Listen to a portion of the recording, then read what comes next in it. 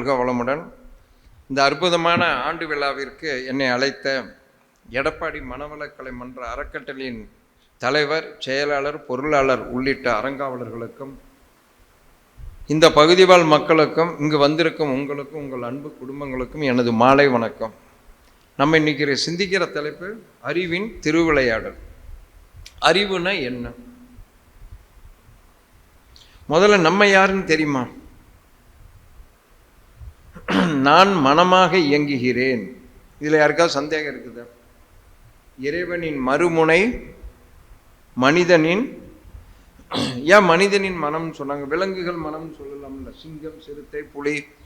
இப்போ அதுக்கு மனம் இருக்குதா இல்லையா? மனிதனின் மனம்னா என்ன விசேஷம்? உண்மையை உணர்வதற்கான தகுதி ஆறாவது அறிவுக்கு தான் உண்டு. அப்போ இந்த மனம் எங்கிட்ட என்ன வேலையை செய்யுது? ரெண்டு வேலையை செய்யுது. படிச்சிருக்கீங்களாம், படிச்சிருப்பீங்க. தொட்டு, சுவைத்து, முகர்ந்து, பார்த்து, கேட்டு, இதன் அனுபவங்களை மூளையில் உயிர் சக்தி என்கிற காந்தம் செலவாகி கொண்டிருந்தால் மனம். இந்த இந்திரியங்களுக்கு பேர் ஞான இந்திரியங்கள் சித்தர்கள்லாம் வச்சிருக்கிறாங்க. அறிவு சார்ந்த புலன்கள். ஏன் அறிவு சார்ந்த புலன்கள்னு வச்சாங்க? கை கால்களுக்கெல்லாம் கர்ம இந்திரியங்கள்னு கொடுத்துட்டாங்க. எதுக்காக வச்சாங்க ஞான இந்திரியங்கள்னு?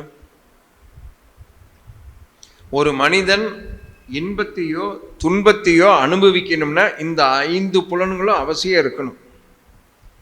இப்போ ஒரு உதாரணத்துக்கு சொல்கிறேன். ஐயா, நீங்கள் இருக்கிற வீட்டில் எத்தனை வருஷங்க ஐயா இருக்கிறீங்க? இப்போ இருக்கிற வீட்டில் 20 வருஷம். நாளைக்கு ஒரு நாள் காலையில் 6 மணிக்கு கண்ணை கட்டிக்கணும், சாயந்தரம் 6 மணிக்கு தான் கண்ணை அவுத்து விடுவோம். 12 மணி நேரம் உங்களுடைய ரொட்டீன் ஒர்க்கை உங்களால் செஞ்சால் உங்களுக்கு இன்பமா துன்பமா? கண்ணை கட்டிக்கிட்டு செய்யணும். அது துன்பமா இன்பங்களா? அப்போ கண்ணு இருந்த இவ்வளவு நாள் எதில் இருந்த? நம்ம கண்ணை கட்டினா துன்பம்னா கண்ணு விழித்திருந்த என்னங்கெல்லாம் மௌனமா இருக்குதுங்க. இப்போ இன்பம்ங்கிறது நமக்கு தெரியுதா? நம்மகிட்ட இருக்கிற கெட்ட குணம் என்னன்னா, எது என்னிடம் இருக்கிறதோ அது மட்டமாக நினைக்கும், எது எங்கிட்ட இல்லையோ அது உயர்வா நினைக்கும். இந்த மனித மனதிற்கு இது ஒரு ரொம்ப, எல்லா மனதுக்கும் ஒரு ரொம்ப ஒரு கெட்ட குணம் உண்டு. கண்ணு காது. இப்போ உதாரணக்கே சொல்கிறேன், 12 மணிக்கு நம்ம கடவுள் நம்ம கண்ணு முன்னால் வந்து எல்லாத்துக்கிட்டையும் வரம் கேட்குறார். தொட்டா தோல் மரத்து போயிடும், நாக்கு சுவை போயிடும், மூக்கு வாசனை போயிடும், கண்ணு குருடா போயிடும், காது செவிடா போயிடும். 1,00,000 வருஷம் இந்த பூமியில் நீ வாழ்கிறாயா? சொல், கிராண்டட் அப்படின்னா என்ன சொல்லுவீங்க?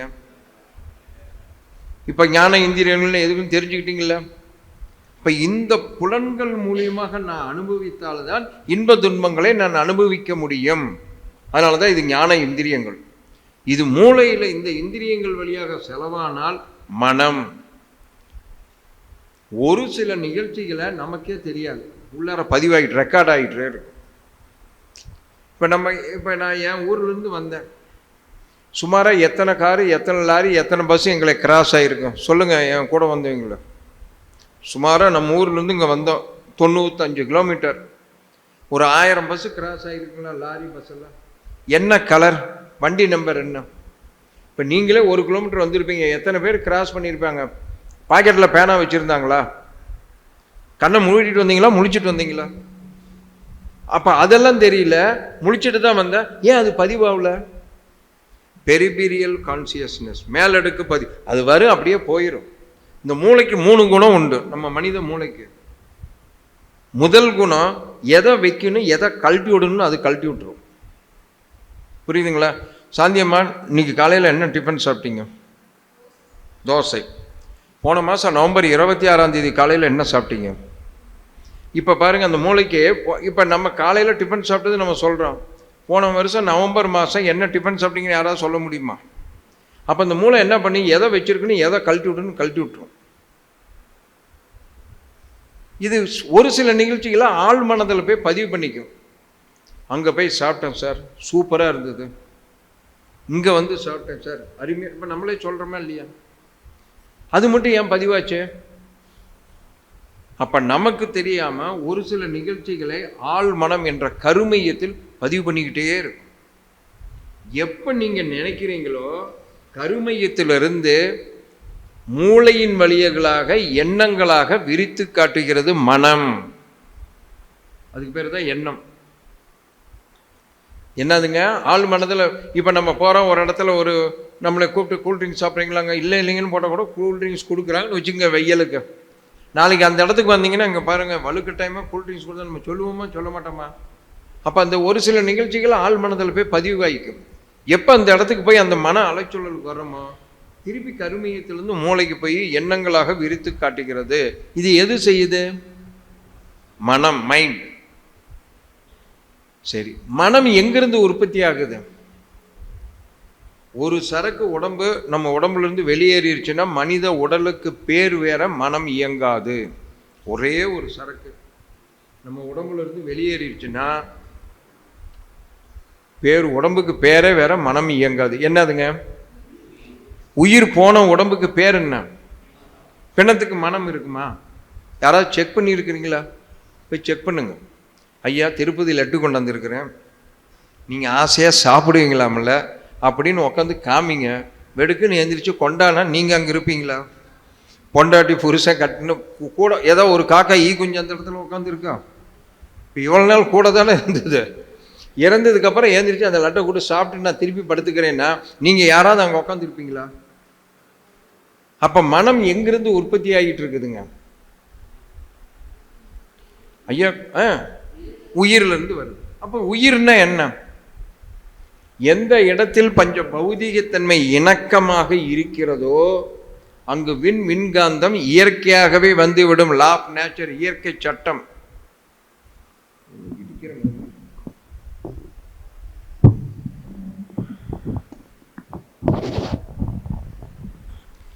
இயற்கை சட்டம் அது. பௌதிகத்தன்மை இணக்கமா இருக்கணும். பஞ்சபூதங்கள்பாங்க. எது பஞ்சபூதங்கள்ங்க? இவன் பேசுறேன்னு வந்துட்டு நம்மளே கேள்வி கேட்டுட்டு இருக்கிறேன்னு வருத்தப்படாதீங்க, அப்பதான் உங்களுக்கு புரியும். இப்ப பஞ்சபூதங்கள் சொல்றீங்களே, எது? நிலம், நீர், நெருப்பு, காற்று, விண். விண்ணு தான் காத்தா மாறிச்சு, விண்ணு தான் நெருப்பா மாறிச்சு, விண்ணு தான் நீரா மாறிச்சு, விண்ணு தான் மண்ணா மாறிச்சு, விண்ணு தான் ஜட பொருளா இருக்குது, விண்ணு தான் உயிரினமாக நமக்குள்ளே இயங்கி கொண்டு இருக்கிறது. இப்போ எல்லாமே விண்களின் தொகுப்பு. தெரியுதா இல்லைங்களா? இது கரெக்டாக இணக்கமாக எங்கே இருக்குதோ அங்கே விண்காந்தமும் வந்துடும். அந்த விண்ணுக்கு பேர் தான் உயிர், அந்த காந்தத்திற்கு பேர் தான் ஜீவகாந்தம். உள்ளார இருந்த உயிர் வெளியில் வந்தால் விண்ணு, உள்ளார இருந்த ஜீவகாந்தம் வெளியில் வந்தால் வான்காந்தம். இப்போ புரியுதுங்களா?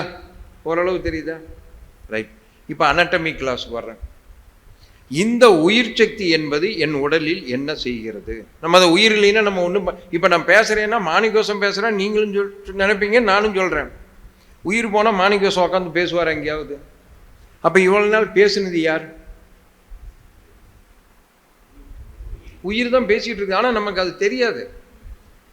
அப்போ இந்த உயிர் என் உடம்புல என்ன செய்யுது? ஒவ்வொரு மனித உடல்லையும் 100 லட்சம் கோடி செல்கள் இயக்கத்தில் இருக்கிறது. எவ்வளோ செல்லுங்கள்ங்க? இது ஸ்டாட்டிஸ்டிக்ஸ், புள்ளி விவரம்னு பேர். புள்ளி விவரம்னா என்ன? புழுகுன்னு என்ன? நான்லாம் கிராமத்திலேருந்து வர்றேன். புழுகுன்னு அண்ட புழுகு, ஆகாச புழுகு கேள்விப்பட்டிருக்கிறீங்களா இல்லையா? புழுகுன்னு என்ன, புள்ளி விவரம்னா என்ன? கொஞ்சம் கலகலன்னு பேசுங்களேன். பொய் பேசுனா புழுகு, புள்ளி விவரம்னா துல்லியமாக சொல்கிறது. ரெண்டும் ஒன்று தான். 100 வருஷத்துக்கு முன்னால் மனித உடம்புல சயின்ஸ் சொல்லுது 6000 கோடி செல்லுன்னானுங்க. 50 வருஷத்துக்கு முன்னால் சயின்ஸ் சொல்லுது 1,27,000 கோடி செல்லுன்னானுங்க. இப்போ ஒரு 25 வருஷத்துக்கு முன்னால் கிட்டத்தட்ட 50 லட்சம் கோடி செல்லுன்னானுங்க. இப்போ 2 வருஷமா 100 லட்சம் கோடி செல்லுன்னானுங்க. எல்லா விஞ்ஞானிகளும் ஆமான்ட்டாங்க. இப்போ புழுகுன்னு என்ன, புள்ளி விவரம்னு என்ன, எல்லாம் ஒன்று தான். நம்ம அதை அழட்டிக்க வேண்டாம். ஆனால் நம்ம சயின்ஸுக்குள்ளார போயிடலாம். ஆனால் ஒவ்வொரு மனித உடல்லையும் ஒரு நிமிஷத்திற்கு 300 கோடி செல்லு செத்துக்கிட்டு இருக்குது, மறந்துடாதீங்க. ஒரு நிமிடத்திற்கு எவ்வளோ கோடி செல்லு சாவுதுங்க? 300 கோடி செல்லு ஒரு நிமிஷத்துக்கு. நீங்கள் வருஷத்துக்கெல்லாம் கணக்கு போடாதீங்க. இறந்த செல்லை பக்குவமாக கேட்ச் பண்ணி எடுத்துக்கொண்டாந்து மூச்சு காத்துல 99 பங்கு யூரின் மோஷன் தும்மல் கண்ணீர் வேர்வை வழியா துல்லியமாக வெளியேற்றிக்கிட்டே இருக்குது. எது வெளியேற்றுது? உயிர் சக்தி. அந்த ஒரு நிமிஷத்துக்கு நம்ம சாப்பாடு வச்சு சாப்பிட்டு வச்சிருக்கிறோம் இல்லைங்க, அதில் இருந்து 300 கோடி செல்லை தயாரித்து முடிச்செல்லு மூக்குச்செல்லு கண்ணு செல்லு நாக்கு செல்லு உதடு செல்லு எலும்பு செல்லு முழங்கால் செல்லு முட்டிச்செல்லு ரத்த செல்லு மஜ்ஜை செல்லு சுக்கிலம் செல்லாம் மாற்றி எங்கே எடுத்ததோ அங்கே கொண்டு போய் கரெக்டாக வச்சிடும். இறந்த ஒரு செல்லை எடுக்க மறந்தாலும், எடுத்து அமுச்சு விட்டுட்டு இன்னொரு செல்லை தயாரிக்க மறந்தாலும், விஞ்ஞானத்தின் அதன் பெயர் புற்றுநோய், கேன்சர்னு பேர். அப்போ என் உயிர் சக்தி இவ்வளோ நாளாக அறிவோடு செய்தா அறிவு கிட்டத்தனமாக செய்தா? என்னதுங்க? அப்போ உயிர் சக்திக்குள்ளார என்ன இருக்குது? என்ன இன்னும் புரியலையா? அறிவு இருக்குது. இப்போ வேணா நீங்கள் பாருங்கள், எல்லாரும் தாய் வயிற்றில் கர்ப்பமாக இருக்கும்போது ஸ்கேனிங்கெல்லாம் ஸ்கேன் பண்ணியிருப்பீங்க. புள்ளியாக தானே இருந்தோம். புள்ளியாக இருந்த எனக்கு கண்ணை வைத்தது யார்? நீங்கள் வச்சிங்களா? நுரையீரல், லங்ஸு, கிட்னி, குடல், 5 லிட்டர் ரத்தம்.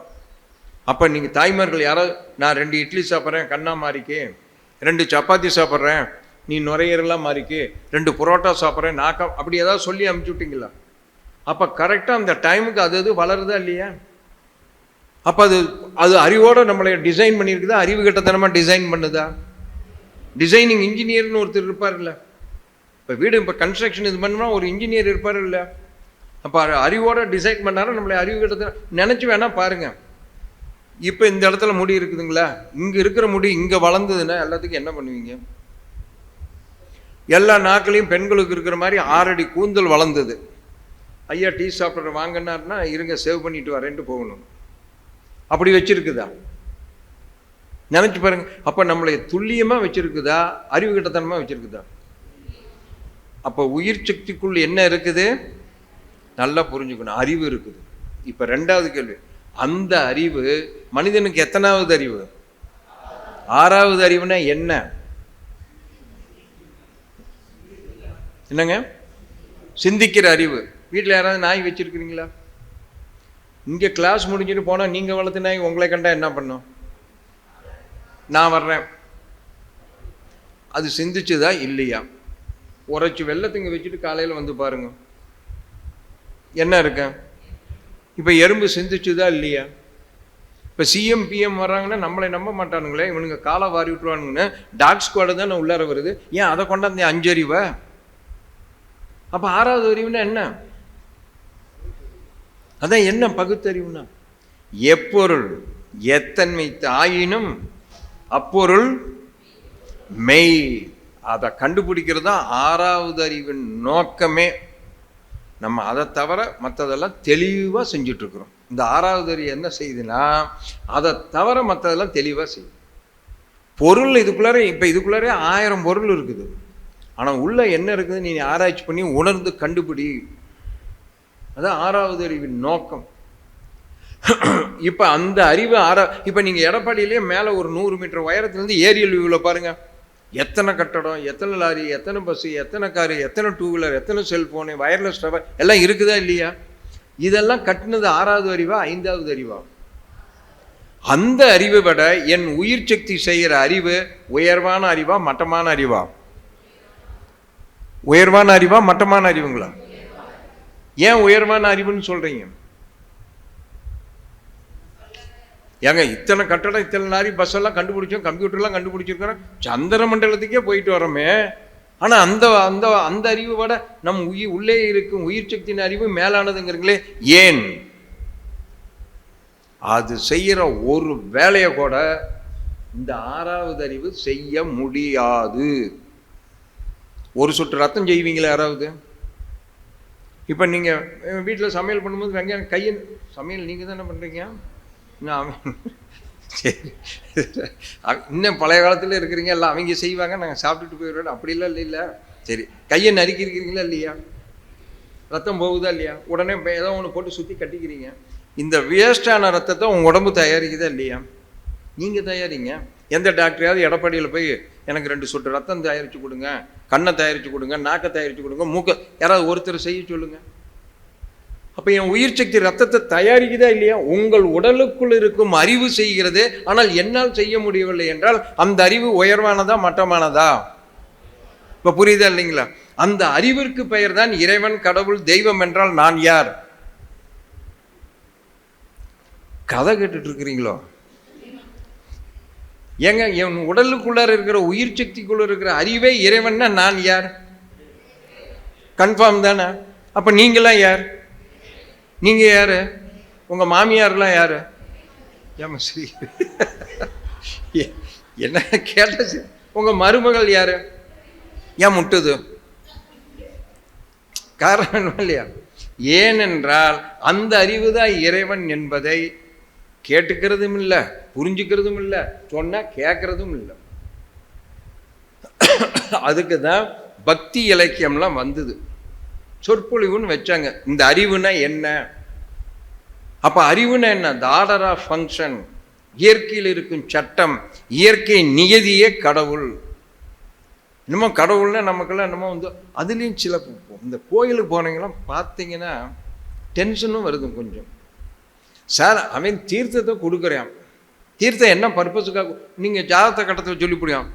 உங்களுக்கு கோபம், பொறாமை, வஞ்சகம், பைல்ஸு, அல்சர் வந்ததுன்னா ஓடு சிவன் கோயிலுக்குன்னு. சைனஸு, அலர்ஜி, டிபி, ஆஸ்மா இது மாதிரி வந்ததுன்னா ஓடு பெருமாள் கோயிலுக்கும் பாருங்க. அங்கே போனால் தீர்த்தம், சிவன் கோயிலில் தீர்த்தத்துக்குள்ளார என்ன போட்டு வச்சுருப்பாங்க? துளசியா, வில்வத்தலை இருக்கும். அட்லீஸ்ட் அந்த வில்வத்தில் இன்டர்னல் யூஸ், அவங்களுக்கு இந்த சூடு இதெல்லாம் பொறாமையெல்லாம் குறைக்கிறது, பைல்ஸு அல்சர்லாம் குறைக்கும். அருகம்புல் வில்வத்தில் இருக்கும். இந்த சைனஸு, அலர்ஜி, சளி பிடிக்கிறதுனா ஓடு பெருமாள் கோயிலுக்கும்பாங்க. அங்கே என்ன போட்டிருப்பாங்க? அதுக்கு நல்லது. இவங்க கோயிலில் போய் பார்த்தா இந்த பெண்களே, வெகு பெண்கள் தீர்த்தத்தை வாங்கி தலையில் இப்படி ஊற்றிக்கிட்டு 90 சோப்பை வாங்கி ஆணு வாயில் போட்டு அருமையாக. சார் குங்குமங்கிறது கெமிக்கலுங்க, அதை வாங்கி வாயில் போட்டுட்டு அருமையாக சாமி கும்பிட்டேன்.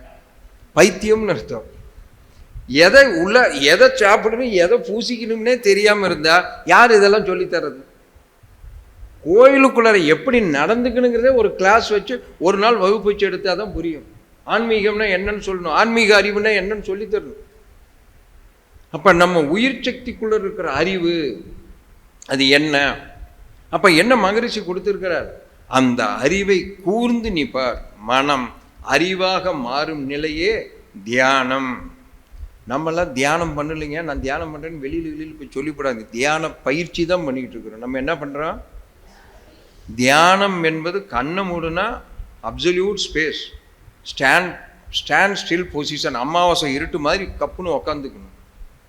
நம்ம வந்து தியானம் இப்போ எல்லாம் தியானம் ஐயா எடுத்தார், 1/2 மணி நேரம் எடுத்தார். 1/2 மணி நேரம் இருக்குங்களா அவர் ஐயா எடுத்தது? கண்ணை மூடுனா தெரியும். மத்தியானம் சுண்டைக்காய் குழம்பு வச்சுட்டு இருந்தோம். சிரிக்கிறாங்க. அடடா மூடாமே வந்துட்டோமே, வீட்டுக்கு ஃபோன் பண்ணலாமா வேண்டாமா, போகலாமா வேண்டாமா? இப்போ நம்ம தியானமும் கோயிலில் சொல்கிற புரோகிதர் சொல்கிற மந்திரமும் பலிக்கிறது இல்லைன்னு சயின்ஸில் ஒருத்தர் ப்ரூவ் பண்ணிகிட்டு இருக்கிறார். கேள்விப்பட்டிருக்கிறீங்களா? மந்திரங்கள் உலக சேமத்துக்காக. மழை பெய்யணும்னா அவன் மந்திரம் சொன்னோன்னா மழை பெய்யணும்.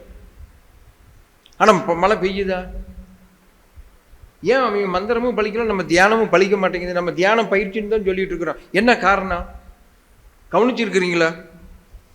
நீங்கள் புரோகித சொல்லும் போது சுக்லாம் பிரதரம் விஷ்ணு, ஏமா அங்கே நிற்கிறீங்க, உட்காருங்க, சசிவர்ணம் சதுர், இங்கேயா நின்றுட்டு இருக்கிறீங்க, உட்காருங்க, கீழே நான் சொல்லிட்டு இருக்கிறேன், கத்திட்டு இருக்கிறேன். சசிவர்ணம் சதுர்புஜம் பிரசன்ன வதனம், தூவக்கால் தீபக்காலை கொஞ்சம் சீக்கிரம் எடுத்துட்டு வாங்க, சதுர்புஜம் பிரசன்ன வதனம் தியாய, இந்த மந்திரங்களை பழிக்குங்கிறீங்க. அந்த மந்திரம் அந்த லெவலோட தான் இருக்கும்.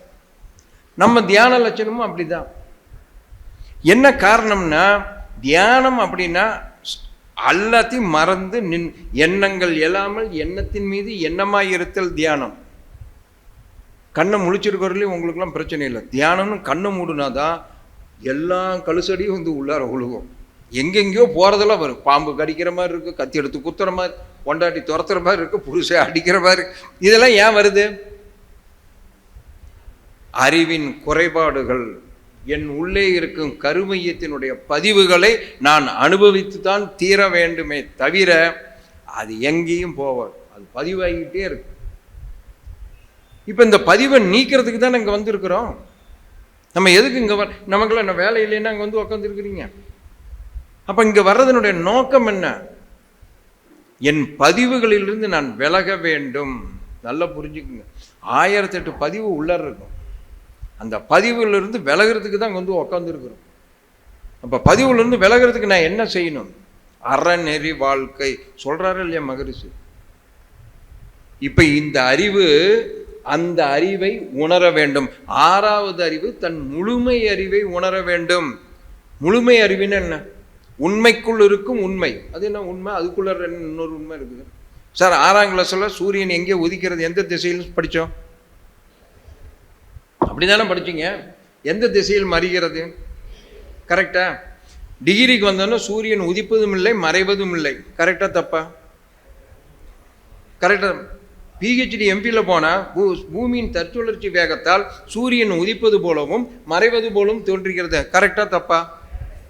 அப்போ 6ஆம் கிளாஸ் சொல்லி கொடுத்தது முட்டாளா? அதுதான் பக்தி. என்னங்க அப்படி சொல்லி ஆரம்பத்தில் ஸ்டெப் எடுத்து நம்ம கொடுக்குறாங்க. அப்போ உண்மைக்குள்ள உண்மை இருக்குதா இல்லையா? புரியுதா இல்லைங்களா? இந்த உண்மையை கண்டுபிடிக்க தான் நம்ம வந்திருக்கிறோம். சார் ஒரு நல்ல பேச்சாளர் பேசினார். 2 பேர் நண்பர்கள் பொட்டலம் கட்டிட்டு ஒரு ஊருக்கு போகலாம் அப்படின்னு நடையாக புறப்பட்டாங்க. இடையில் ஒரு பெரிய மலை மேலே தாண்டி அந்த ஊருக்கு போகணும். மலை மேலே ஏறினோன்னு இருட்டு கட்டிக்கிச்சு.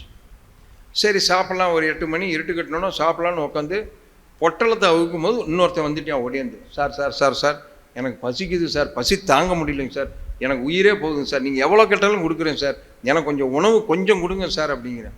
யோ சோத்துக்கு யாராவது காசு வாங்கலாங்க, உக்காரியா 3ஆக பிரிச்சுக்கலாம்னு பொட்டலத்தை பிரித்தா ஒருத்தர் 5 சப்பாத்தி வச்சுருக்கிறேன், ஒருத்தர் 3 சப்பாத்தி வச்சுருக்கிறேன். 2 பேரும் உட்காந்துருக்குறாங்க.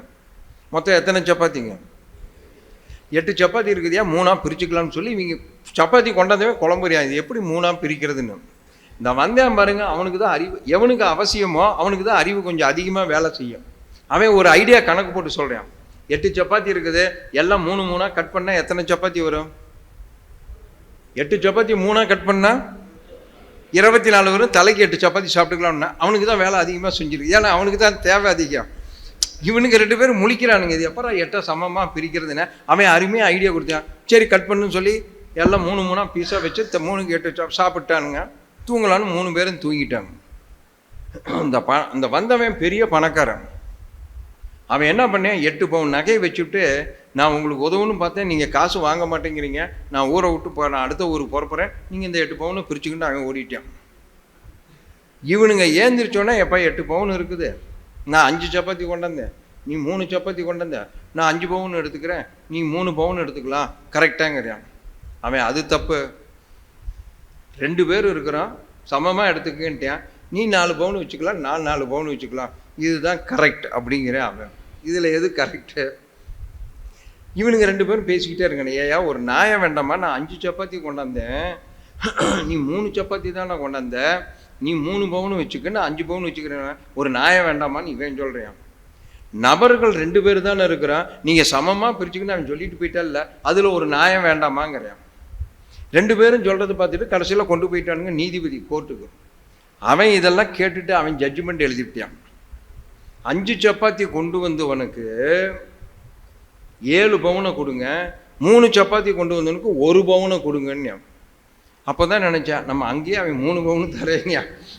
இதுக்கு தான் பெரும்பாலானது என்னுடைய ஐடியா, இந்த கோர்ட்டுக்கும் போலீஸ் ஸ்டேஷனுக்கும் போயிடாதீங்க அப்படிங்கிறது. தெரியுதுங்களா? இவன் என்னடா ஜட்ஜி இப்படி சொல்லிவிட்டானே, எங்க நீதிபதி நாங்களே பிரிக்கும் போதே அவன் 3 பவுன் தரேன்னா அவன் 5 பவுனு, நீங்கள் எல்லாத்தையும் குறைச்சிட்டு எனக்கு 1 பவுன் தரீங்களே, இது நியாயமா அப்படின்னு நீதிபதி அவன் கேட்குறான். நீ எத்தனை சப்பாத்தி ரூபா கொண்டாந்த? 3 சப்பாத்தி கொண்டாந்தங்க. 3ஆக வெட்டினா எத்தனை துண்டுரா? எத்தனை துண்டுங்க? நீ எத்தனை துண்டுரா தின்ன? அவனுக்கு எத்தனை துண்டுரா கொடுத்த? உனக்கு 1 துண்டு கொடுத்ததுனால உனக்கு 1 பவுனு. இவன் 5 3ஆக பிரிச்ச எத்தனை துண்டு வந்ததுங்க? அவன் எத்தனை துண்டு அவன் கொடுத்தான்? 7 துண்டு கொடுத்தேன், அவனுக்கு 7 பவுனான்னு. இப்போ பார்க்குறதுக்கு எது உண்மை? உண்மைக்குள்ளார ஒரு உண்மை இருக்குதா இல்லையா? இந்த உண்மையை கண்டறிவது தான் அறிவு. சார், நம்மளே எத்தனை பேர் உடம்பு சரியில்லாமல், இந்த உடம்பு சரியில்லைன்னா ஃபஸ்ட்டு ஆஸ்பத்திரி பண்ணால் உடனே நம்பிடாதீங்க. என்னுடைய அனுபவத்தில் நான் சொல்கிறேன். இது ஏன்னா உடனே டாக்டர் ஆப்ரேஷன் சில பேர் கங்கா ஆஸ்பத்திரின்ட்டுருவாங்க. அது பிரச்சனையே இல்லை பேர். இது என்ன உடம்புக்குன்னு 2-3 டயக்னைஸ் பண்ணுறது தான் நல்லதுங்க. ஒருத்தர் சொல்லிவிட்டாங்கன்னு தயவு செய்து போயிடாதீங்க. என்னுடைய அட்வைஸை நான் அனுபவிச்சுட்டு சொல்கிறேன். ஒருத்தன் இந்த டாக்டர்ஸ் எல்லாம் வாக்கிங் கிளப்னு ஒன்று போவாங்க, கேள்விப்பட்டிருக்கிறீங்களா? காலையில் 5 மணிக்கு வேகமாக போயிட்டு டீ கடையில் நின்று ஒரு பஜ்ஜி சாப்பிடுவாங்க அவங்களே. அதுவும் டீ கடை பஜ்ஜி. ஒரு 3 டாக்டர் 4 டாக்டர் என்ன பண்ணாங்க, டீ கடையில் நின்று பஜ்ஜி சாப்பிட்டுட்டு இருக்கும்போது ஒருத்தர் நொண்டி வந்தேன். எம்எஸ் ஆர்த்தோ தான் ஃபஸ்ட்டு ஆரம்பித்தார். He has something problem. அவனுக்கு நியூரோ மண்டலம் பாதிச்சிருக்குது. அவனை கம்ப்ளீட்டாக ஸ்கேன் பண்ணால் கண்டுபிடிச்சிடலாம். அங்கே பாரு 200 மீட்டர் தூரத்துக்கு வரும்போது விசுக்கு நடக்கிறேன் பார். கம்ப்ளீட் நியூரோ சர்ஜன் பார்த்துட்டார். உடனே எம்எஸ் ஆர்த்தோ பண்ணார். No no no no no it is a phone problem. அவனுக்கு போனில் ஏதோ அடிபட்டுருக்குது. இவர் ஆர்த்தோவில் இவர் திறமையை காமிக்கணும்ல. அவனுக்கு போனில் பிரச்சனை, அது ஏதோ ஒடிஞ்சிருக்குன்னு நினைக்கிறேன், வந்து ஸ்கேன் நம்ம கேட்டுட்டா போதும், அவனுக்கு எலும்பு ஒடிஞ்சு போச்சுங்கிறார். உடனே எம்டி ஜென்ரல், இது மசில்ஸ் ப்ராப்ளம், சும்மா டேப்லெட்லேயே சரி பண்ணிடலாம் அப்படின்னு அவன் நோண்டிக்கிட்டே பக்கத்தில் வந்துட்டான். வந்தவன் டாக்டரை பார்த்து கேட்டான், பக்கத்தில் செருப்பு தைக்கிறவன் யாராவது இருக்கிறாங்களான்னு கேட்டான். அவன் செருப்பு அந்து போச்சு தெரியுதுங்களா? இவன் உடனே என்ன பண்ணுறான், ஒருத்தர் நியூரோ ப்ராப்ளங்கிறியா, ஒருத்தர் மசில்ஸ் ப்ராப்ளங்கிறியா, ஒருத்தர் எலும்பு ஒடிச்சு போச்சுங்கிறியா. இன்னும் கொஞ்ச நேரம் ஆனால் நம்மளை வெட்டி போட்டு ஆராய்ச்சியே பண்ணிவிடுவானுங்க. அதுக்கு தான் சொல்கிறேன், தயவு செய்து யாரும் எக்கறந்து கொண்ட ஒருத்தர் சொன்னாங்கன்னா நம்பிடாதீங்க. ஒரு 2-3 பேர்த்திட்ட தப்புன்னு இல்லை, இருக்கிற நிலவரம் அப்படி இருக்குது. ஒருத்தர் ஒரு வியூவில் சொல்லலாம், நாம் அதை பல கோணத்தில் பார்க்கலாம். இந்த அறிவு என்ன பண்ண, அவங்க சொல்கிறதுல தப்பு இல்லை, அப்படி இருந்தால் இப்படி இருக்கலாம், அவங்க கெஸ் பண்ணி சொல்கிறாங்க, அதுக்கு உடனே தப்புன்னு நம்மளும் சொல்லக்கூடாது. எதுக்கு 2-3 டாக்டர் போய் கன்சல்ட் பண்ணுறோம்? ஒருத்தர் செய்யலாமாங்க, ஒருத்தர் செய்யக்கூடாதும்பாங்க, ஒருத்தர் உடனே செய்யுமாங்க, ஒருத்தர் உடனே செய்யக்கூடாதும்பாங்க. இதுக்கு தான் நம்ம அறிவு கொஞ்சம் சுய புத்தி வேணுங்கிறது. 2வது, இந்த அறிவு தனக்குள்ளாரே மெஷினரிஸ் உள்ளார வச்சிருக்குது. தானே அதை சரி பண்ணிக்கக்கூடிய ஆற்றல் நமக்குள்ளாரே உள்ளாரே, நம்ம உள்ளார உயிருக்குள்ளார இருப்பது அறிவு. என்னன்னு சொன்னா என்னங்க வெடிய கத்துணும். உள்ளார என்ன இருக்குது? அறிவு. தெய்வம் இருக்கிறாரா இல்லையா? அவர் நம்மளை என்ன கை விட்டுருவாரா? அவரு நமக்கு கொஞ்சம் உதவி செய்யறாரு, நம்ம அதை மட்டமா நினைக்கிறோம்.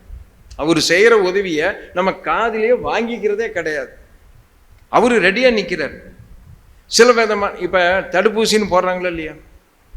தடுப்பூசி போட்ட உடனே அது உள்ள தடுப்பூசின்னு என்னன்னு தெரியுமா? இருக்காது, கேள்விப்பட்டிருக்கிறீங்களா?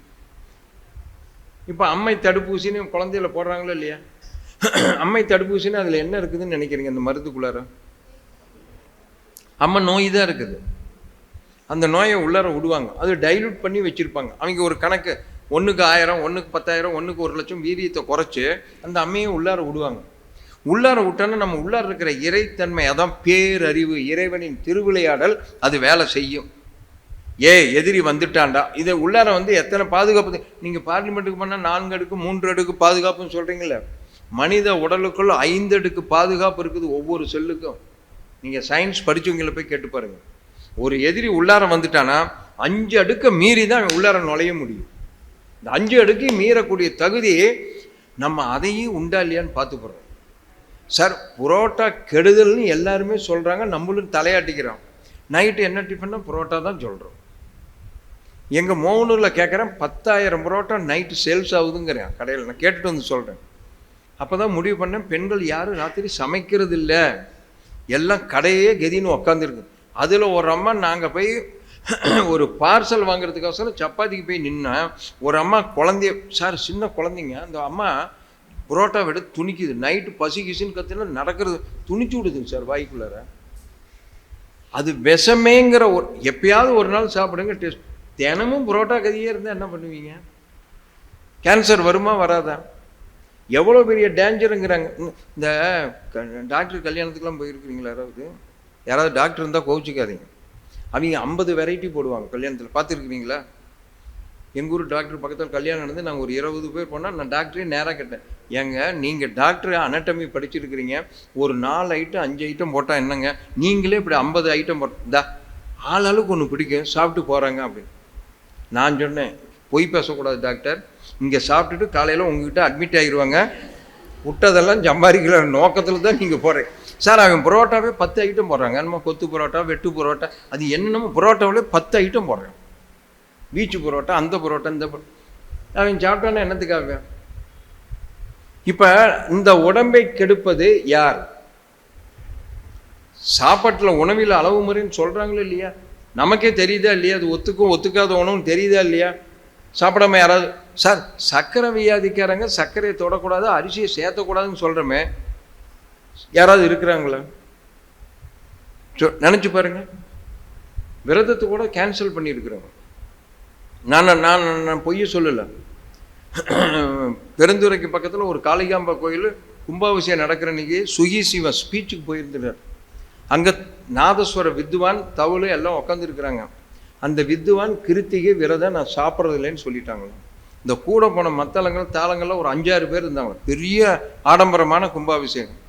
அவங்க போய் சாப்பிட்டுட்டு வந்து இந்த கிருத்திகை விரதம் இருக்கிற 2 பேர்கிட்ட சொன்னாங்களாம், அண்ணே இன்னைக்கு விட்டிங்கன்னா வேற என்னைக்கு நம்ம இதை பார்க்க முடியாது. என் கையை மோந்து பாருங்க, நாட்டு பசுமாட்டு நெய்யாம், அவன் கரண்டியில் எடுக்கும் போதே பொழக்குன்னு விடுவது. என் வாழ்க்கையில் நான் பார்த்தது கூட இல்லைன்னா, சாப்பிட்றது வேற பார்த்ததே இல்லை அப்படின்னா. என்னடா சொல்கிறீங்க? அவரு என்னடா விரதத்தை அப்புறம் வச்சுக்கலாம், நீங்கள் முதல்ல உள்ளார போங்க. ஏண்டா விரதம்டா, நான் இத்தனை வருஷமாக அந்த கிருத்திகை விரதம் கடக்குதுன்னு ஒரு நாள் ஒத்தி போடுங்க. இதை நான் பார்லிமெண்ட் சட்டசபையை ஒத்தி போடுறதுக்கு அவர் இந்த பாருங்கண்ணே கையை மோந்து பாருங்கன்னு வச்சாங்க. ஏந்திரிச்சிட்டாங்க 2 பேரும். அங்கே போய் ஒரு புடி பிடிச்சிட்டு வந்துட்டாங்க. இப்போ இந்த அறிவு சொல்லுது இது ஆவாதுன்னு சொல்லுது, உள்ளருக்கு சொல்லுது. ஆனால் அறிவு கட்டவனே விரதம்ங்குது. நம்ம அறிவு அதை ஏற்றுக்குதா? அப்போ என்ன ஆகுதுங்க? நம் மூளை, நம் அறிவு நமக்கு எது கிடைக்கவில்லையோ அதை அனுபவிக்க வேண்டும் என்ற ஆசை பிறக்கிறது. அப்போ இங்கே தான் அறிவு மங்குது. அப்போ இறைவன் இதையும் வச்சிருக்கிறாரு, இதையும் வச்சிருக்கிறாரு. புரியுதா இல்லைங்களா? சேலத்தில் நான் உடம்பு கெட்டு போனதுக்கப்புறம் நம்ம யோகா பயிற்சிக்கு போகும்போது ஒரு 6-7 நாள் தான் இருக்கும். பக்கத்தில் கனரா பேங்க் சீனியர் மேனேஜரில் எனக்கு அங்கே தான் போய் செஸ்ட்டில் போய் நாங்கள் எடுத்துகிட்டு போகணும். என் முத்து சின்ன சாமின்னு இருந்தார், எங்கள் தெருவிலே கம்பர் ஸ்ட்ரீட்லேயே இருந்தார். என்ன மாணிகேசம் பெரியசா நம்ம யோகா காலையில் என்னோட வாக்கிங் வாங்க, நாங்கள் ஒரு 20 பேர் போகிறோம், நீங்களும் வந்துடுங்க அப்படின்னார். அவர் சீனியர் மேனேஜருங்க, இப்போ பெருந்துறையில் இருக்கிறார். சரி இவங்கெல்லாம் போகிறாங்களேன்னு நான் கூட போனேன். வேகமாக நடந்தாங்க, அதெல்லாம் கரெக்டாக நடந்தாங்க. 20 பேசிக்குது, 360, 260, 435. 2 இட்லிக்கு 360 தானா? நான் 4 இட்லி சாப்பிட்டு எனக்கு 450 போயிடுச்சு. இதுக்கெல்லாம் சக்கரை வியாதி குறையுங்கிறீங்க.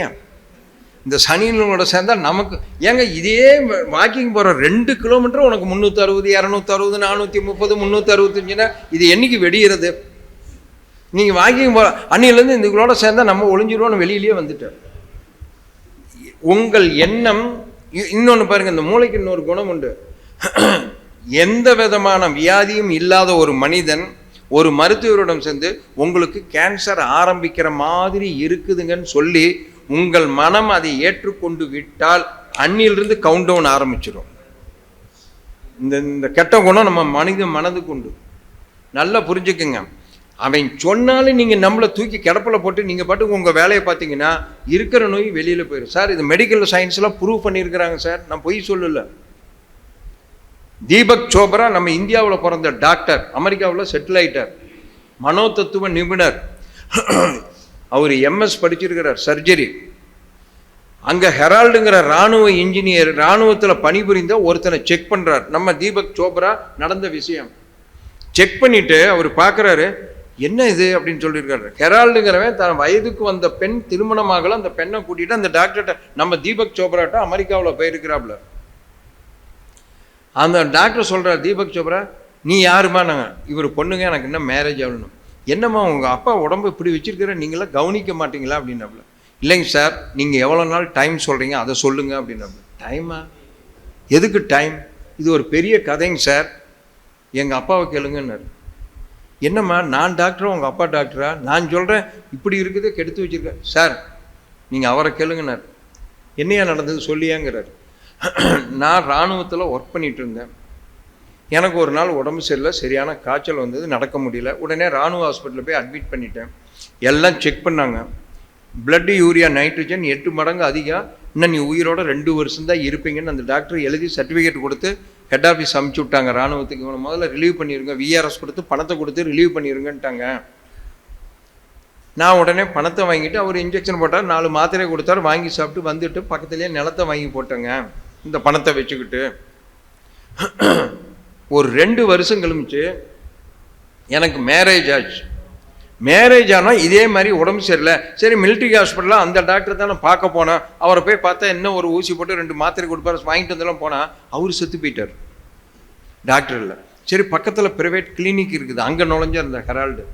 அங்கே போனால் அவன் டெஸ்ட் பண்ணிவிட்டு, அடக்கருமத்தை நீ இன்னும் 1 வருஷம் இருக்கிறதே பெருசையா, என்னையா உடம்புல இப்படி வச்சிருக்கிற, நீ எதுவும் கண்டுக்க மாட்டேன்னாரு. சார் ஒரு இன்ஜெக்ஷன் போட்டு மாத்திரையை கொடுன்னு சொன்னேன், அவரும் இன்ஜெக்ஷன் போட்டால் மாத்திரை வந்துட்டேன். 2-3 வருஷம் கழிச்சு எனக்கு பெண் குழந்தை பிறந்தது, இந்த குழந்தை தாங்க. அப்புறம் ஒரு நாள் காய்ச்சல் வந்தது. சரி, இந்த டாக்டரை போய் பார்க்கணும், இவரும் செத்து போயிட்டாருங்க. இப்போ நான் உங்களை பார்க்க வந்திருக்கேன், நீங்கள் ஒரு டைம் சொல்லுங்க. டாக்டர் தீபக் சோப்ரா புத்திசாலி, நான் டைம் சொல்ல, இது மெடிக்கல் மிராக்கிள், இது ஒரு அதிசயம், இது எப்படி நடந்ததுன்னார். இது எப்படியா நடக்குது, ஏன்னா இத்தனை வருஷம் நீ இருந்திருக்கிறியே, இது மெடிக்கல் சப்ஜெக்டில் இல்லைன்னார். ஒரே வரி தாங்க பதில் சொன்னேன் அந்த ஹெரால்டு, நான் டாக்டர் சொல்கிறத நம்புறதே இல்லைங்கன்ட்டான். இவனுக்கு வியாதி வருங்களா? நல்லா நினச்சி, நான் டாக்டர் சொல்கிறத நம்புறதே இல்லைன்ட்டாங்க. 2வது, அமெரிக்காவில் இதை கேட்டுக்குங்க, ஒருத்தனுக்கு தூக்கு தண்டனை கைது உறுதியாயிருச்சு, நடந்த நியூஸ்.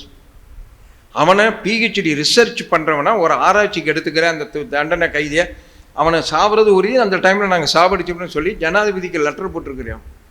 கைதி ஒப்புக்கொண்டால் நீ ஆராய்ச்சிக்கு எடுத்துக்க அப்படின்னு ஜனாதிபதி அப்ரூவல் பண்ணிட்டார். கைதி போய் கேட்டேன், நானே சாவ போகிறேன், நீ என்ன வேணாலும் பண்ணிக்கின்ட்டான். உடனே சைக்கியாட்ரிஸ்ட் டாக்டர், எல்லா டாக்டரும், ஜெயில் அதிகாரி, எல்லாம் கவர்மெண்ட் ஆஃபீஸர்ஸ்லாம் வந்துட்டாங்க. இவன் போய் உட்காந்து ஆராய்ச்சி பண்ணுறவன் கருநாக பாம்பை கையில் வச்சிருக்கிறான். இந்த பாம்பை உன்னை கொத்த விடுவேன், அந்த விஷம் எவ்வளோ நேரத்தில் உடம்புல பறதுன்னு நான் டெஸ்ட் பண்ணுறேன், அவ்வளோதான். சரி, கொத்த விட்டுக்குங்கன்னு. அதுக்கு முன்னால் ஆனால் உனக்கு வழி தெரியக்கூடாது, உன்னை ஒரு சைக்கியாட்ரிஸ்ட் டாக்டர் கூட்டி உன்னை அப்படியே நல்லா தூங்க வைப்பார், சைக்கியாட்ரிஸ்ட் டாக்டர் தூங்க வைப்பார்னு சொல்லி சைக்கியாட்ரிஸ்ட் அப்படியே ஆழ்ந்த தூக்கத்துக்குலாம் ஆழ்ந்த சைக்கியாட்ரிஸ்ட் டாக்டர் நம்ம எங்களை மாதிரி பேச்சாளர்களே உங்களை நல்லா தூங்க வைப்பாங்க. இதுக்குன்னு ஒரு ஸ்பெஷல் டாக்டராக தேவை. 1/2 மணி நேரத்துக்கு மேலே பேசினாவே நமக்கு வருதா இல்லையா கொட்டாயி தூக்கம், அதுக்காக ஒரு சைக்கியாட்ரிஸ்ட் டாக்டர் தேவையே படாது. ஆனால் அந்த டாக்டர் அப்படியே தூங்க கொண்டு போயிட்டார். இப்போ இவன் என்ன பண்ணுறேன், ஆராய்ச்சியில் இந்த பாம்பை நான் கையில் எடுக்கிறேன், பாம்பை பார், நல்லா பாருங்கிறேன். அப்படி அவன் இந்த 1/2 தூக்கத்திலே பார்க்குறான், கருநாக பாம்பு இருக்குது, இப்போ உன்னை கொத்த போகிறதுன்னு சொல்லிட்டு அந்த பாம்பை தூக்கி போட்டு 2 குண்டூசி வச்சு 2 குத்தி விட்டாங்க. 5 நிமிஷத்தில் பாம்புனுடைய விஷத்தன்மை, ஹைலி கான்சன்ட்ரேட்டட் புரோட்டீன் தான் பாம்பு விஷம். பாம்பு விஷம்னா வேற ஒன்றும் இல்லை, ஹைலி கான்சன்ட்ரேட்டட் புரோட்டீன். அவன் உடம்பு பூரா பரவி இருக்குதுங்க. பாம்பே கடிக்கலை, குண்டூசியில் தான் குத்துனார். இது எப்படி நடந்தது நினைச்சு பாருங்க. அவன் மனம் அதை ஏற்றுக்கொண்டு விட்டதனால் விஷமாகவே மாறிவிட்டது பிளட் பூரா. அது நடந்த சமாச்சாரம். ஆனால் உள்ளார இருக்கிற தன்மையை நீங்கள் அந்த அறிவுக்கு நீங்கள் நம்பிட்டீங்கன்னா தூக்கி எறியக்கூடிய அறிவு நம்மகிட்டே இருக்குது. இது அடுத்தது இன்னொரு கதை சொல்கிற மாதிரி. சின்ன பையன் இங்கிலாண்டில், சின்ன பையன், அவனுக்கு கேன்சர். அந்த அப்பா இல்லை, அம்மா மட்டும், பெரிய பணக்கார குடும்பம். 3 மாதம் ஐசி வார்டு அப்பாயின்மெண்ட்டு, ஃபீஸ் கட்டிக்கிட்டே இருக்கிறாங்க. டாக்டர் கூப்பிட்டு சொல்லிட்டாங்க, ஏமா அனாவசியமாக காசை கொண்டாந்து எங்ககிட்ட கொடுக்குறீங்க, ஒரு 3 மாதம் 4 மாதம் உயிரோடு இருப்பேன், கொண்டு போய் வீட்டில் வேணுங்கிறத கொடுத்து கொஞ்சம் ஜாலியாக வச்சுருங்கம்மா, அவனை துக்கத்துக்கெலாம் ஆழ்த்திப்படாதீங்க, கூட்டிகிட்டு போங்கம்மான்ட்டாங்க. இந்த அம்மா தான் டிரைவிங் பண்ணிவிட்டு 60-70 கிலோமீட்டர் தூரம் வீடு, பையனை கூட்டிகிட்டு போகுது. இந்த அம்மா அழுதுகிட்டே போகுது. பையன் கேட்குறேன், என்னம்மா டாக்டர் சொன்னார், என் உடம்புக்கு என்னன்னு கேட்குறாங்க. அம்மா என்ன சொல்லியிருப்பாங்க, உனக்கு கேன்சர், நீ சாவ போகிறேன்னா சொல்லுவாங்க.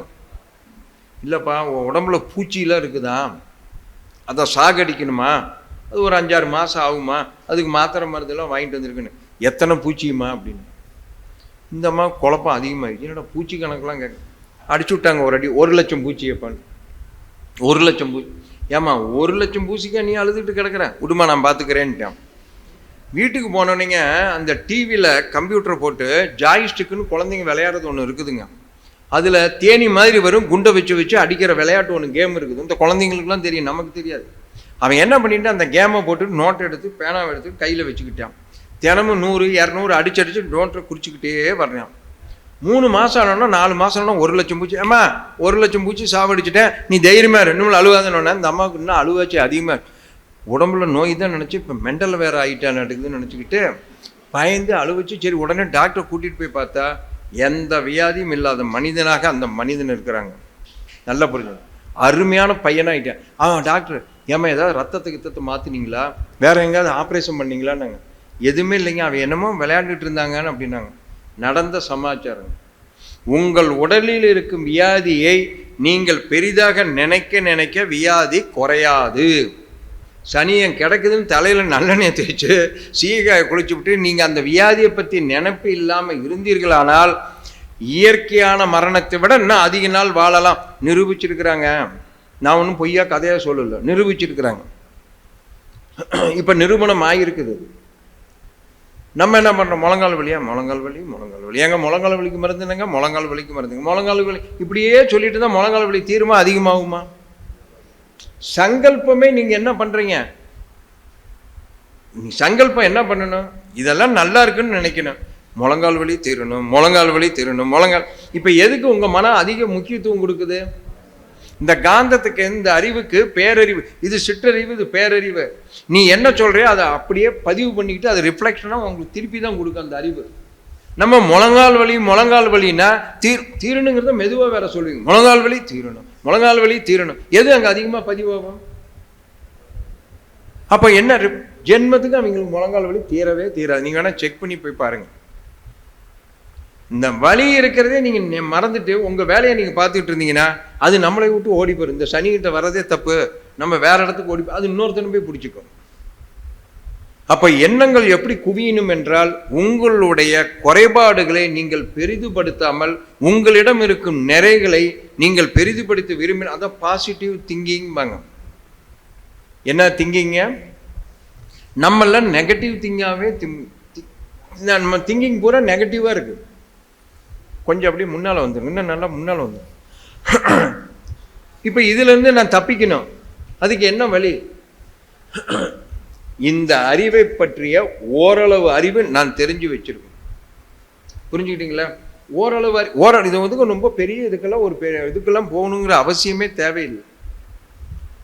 அப்ப என்கிட்ட இருக்கிற ஒரு அறிவு, இயற்கையில் இருக்கும் பேரறிவை நான் சிற்றறிவு அதை உணர வேண்டும். இயற்கையில் சட்டம்னு இருக்குது, விதி, லா ஆஃப் நேச்சர்னு இருக்குது. சார் மழை பெஞ்சா வெள்ளம் வருவது விதியா மதியா? மழை பெஞ்சா என்ன வரும்? வெள்ளம் வரும், இது விதி. இந்த மதி அதை ஆராயணும். இயற்கையில் ஒரு சட்டம் இருக்கிறது, மழை பெய்ந்தால் வெள்ளை வருவது என்பது விதி.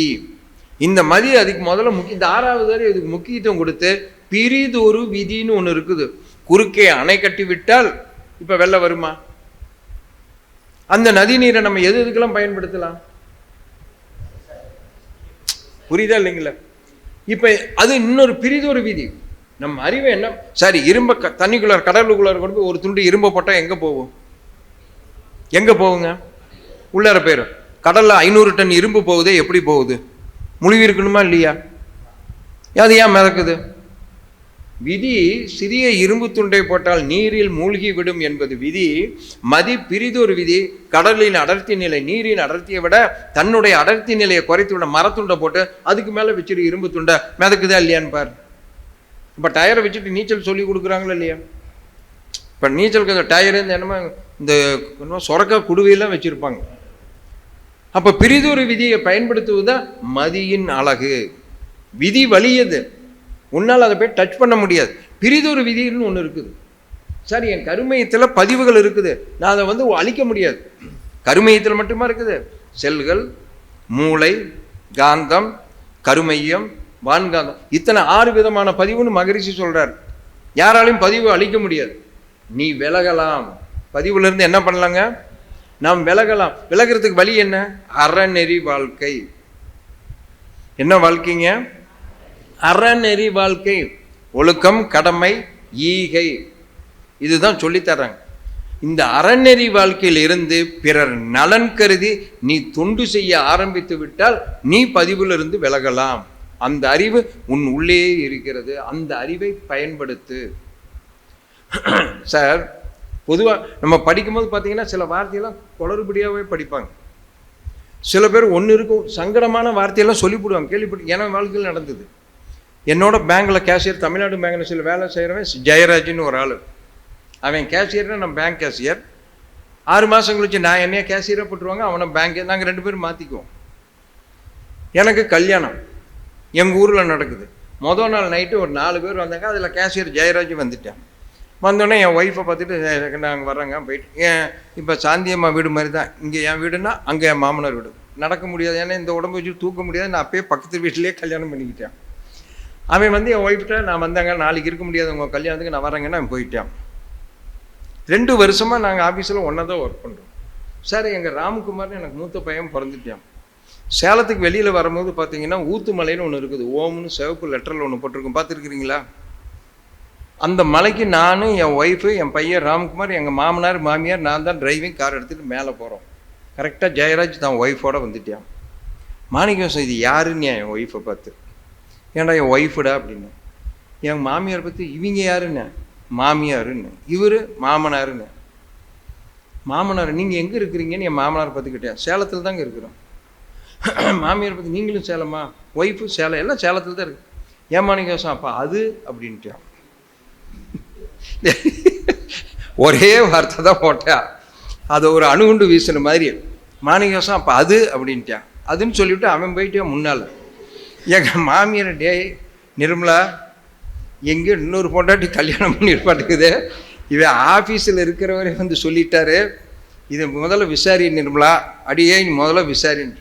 என் ஒய்ஃபு கொஞ்சம் தெம்பாக பேசுவாங்க, இந்த கருவை முடிஞ்சு யார் விருப்பப்பாரா, நான் ஒருத்தன் தான் இளிச்சவாய் மாட்டிக்கிட்டேன், இதெல்லாம் உலகத்தில் ஒன்றும் இருக்காது, அது ஊருக்கு வர தலைவர், இவர் ஏதாவது தப்பு பண்ணால் மொதல் நியூஸ் நமக்கு தான் வரும், நீங்கள் கவலைப்படாதீங்கன்ட்டாங்க.